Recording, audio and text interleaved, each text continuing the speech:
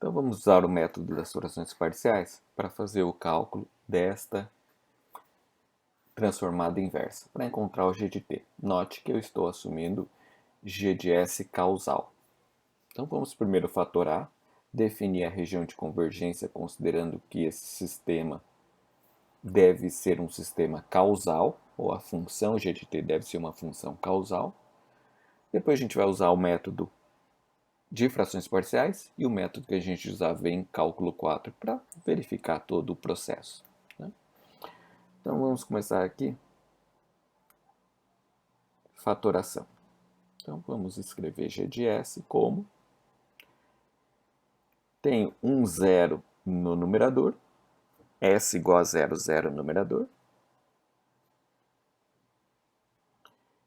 e no denominador, calculando as raízes, eu vou ter s mais 3, s mais 1.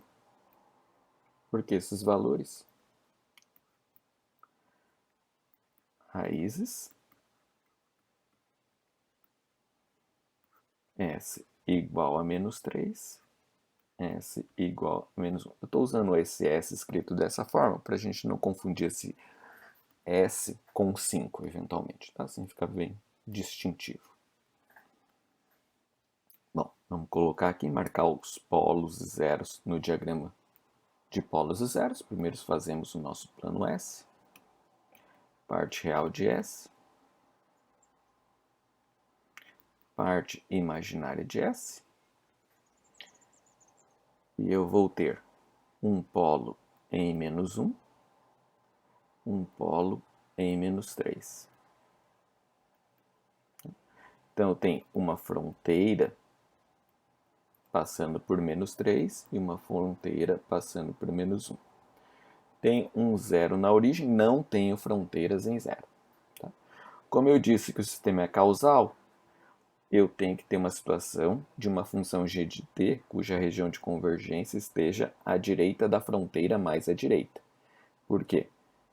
Tem que ser à direita deste polo, em interseção com a região à direita desse polo. Essa marcação é importante porque depois a gente vai querer saber qual a região individual associada a cada um dos polos. Tá? Então, a gente já vai ver isso na sequência. Uma vez fatorado, eu sei que eu tenho que encontrar g de s, um coeficiente a associado a s mais 3, mais um coeficiente b associado a s mais 1. Tá? E veja, esta fração está ligada a esta região de convergência e essa fração associada. Porque veja, essa fração gera um polo nesta linha. Essa fração gera uma fronteira nessa linha. Tá certo?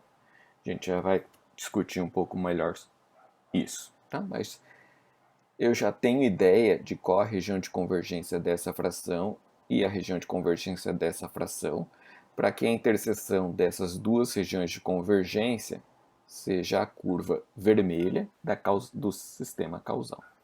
Então, vamos colocar aqui, ó, ROC de A sobre S mais 3, e aqui ROC de B sobre S mais 1. Bom, então vamos continuar aqui. Por cálculo 4.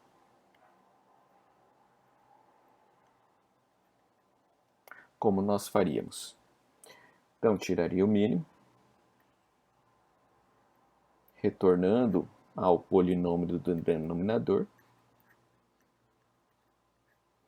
e eu teria A S mais 1 mais B S mais 3. Isto aqui seria A mais B, que multiplica S, mais 1 mais 3. Opa, desculpe. Mais A mais 3B.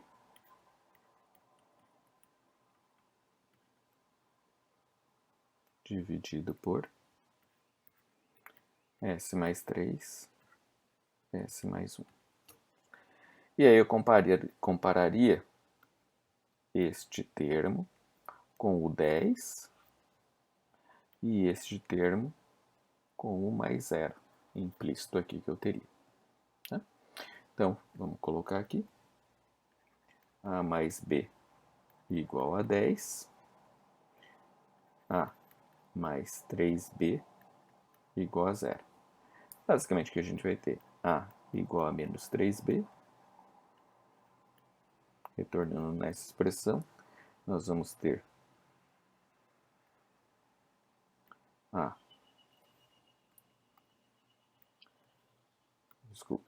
menos 3B mais B igual a 10, ou seja, B igual a menos 5 e A igual a mais 15. Então veja, sistema 2 por 2, linearmente independente, faço as modificações. Agora imagine se eu tivesse 30 coeficientes, sistema 30 por 30, inviável. Vamos ver agora por sinais sistemas.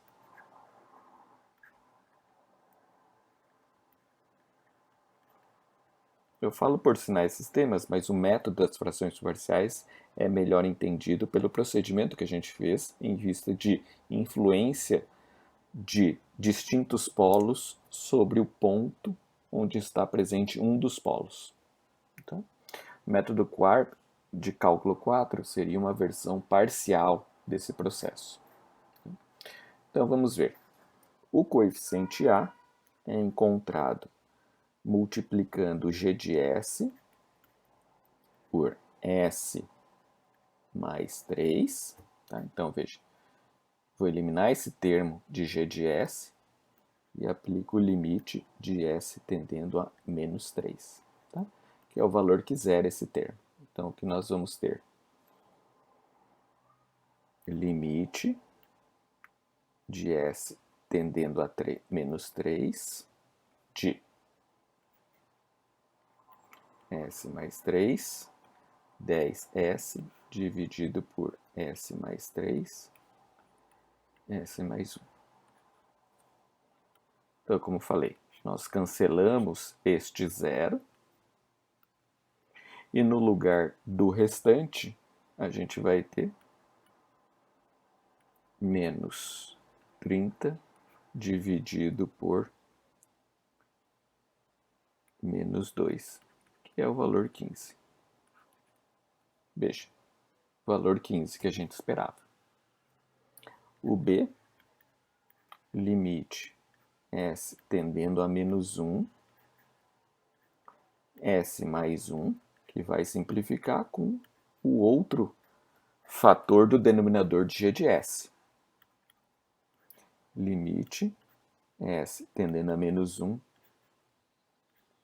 S mais 1, 10S, S mais 1, S mais 3. Aqui eu troquei a ordem, mas não precisava. A ordem aqui dos fatores do denominador. Esse termo simplifica. E eu chego à conclusão que o resultado é menos 10 dividido por 2 menos 5, como a gente esperava. Tá certo? Então, o G de S, seja pelo método cálculo 4, que eu não recomendo, ou métodos nesses sistemas que eu recomendo pela versatilidade e independência dos resultados, ou seja, se eu errar aqui no 15, colocar um outro valor, eu não vou afetar o resultado do menos 5. Aqui, se eventualmente eu tivesse errado nas expressões, gerado um B diferente, o A seria automaticamente um outro resultado, porque eu ia acabar errando em cascata. Então vamos lá. 15 S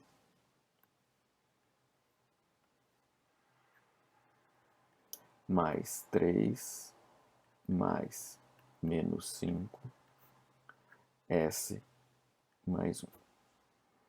Então vejam, agora eu preciso trazer aqui a região de convergência. Eu já sei que a região de convergência, mas a região de convergência de 15S mais 3 tem que ser parte real de S maior do que menos 3. Região de convergência de menos 5, S mais 1, tem que ser parte real de S maior do que menos 1.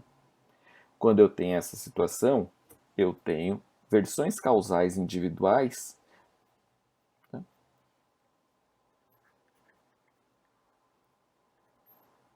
Para gerar 15e na menos 3t u de t, menos 5 e na menos t u de t, que é uma função causal. Tá? Lembrando, cada uma dessas funções poderia ter uma versão causal e uma não causal. Como eu vou somá-las, eu tenho que fazer a interseção dessas duas regiões. Então vamos colocar aqui, ó, graficamente. Né? Parte real de S, parte real de S,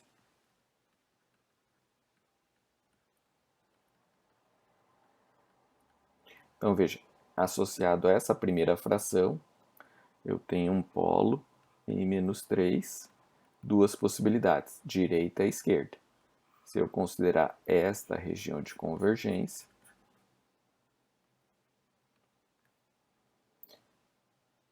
e considerar na fronteira do menos 1 essa região de convergência para a segunda fração, a interseção delas, então fazendo aqui, ó, interseção, vai gerar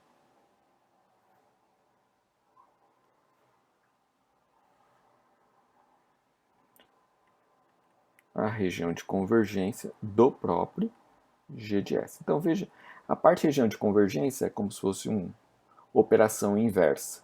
Por quê? Eu tenho os dois polos,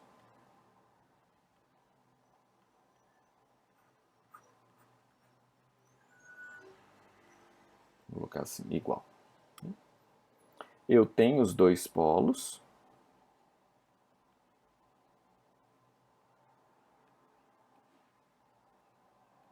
cada um gera uma fronteira, cada um permite duas funções temporais, uma causal e uma não causal, e eu tenho o resultado final. Então a pergunta aqui é: quais os conjuntos que eu vou formar com as possíveis regiões de convergência de cada fração, tal que a interseção desses inúmeros conjuntos gere como resultado o conjunto ou a região de convergência dG de S formulado inicialmente no problema.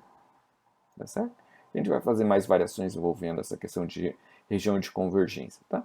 Mas primeira etapa, frações parciais, eu quebro a razão de polinômios em frações, com o denominador sendo um polinômio de ordem 1 para cada fração, e depois eu analiso a região de convergência de cada uma dessas frações à luz da região de convergência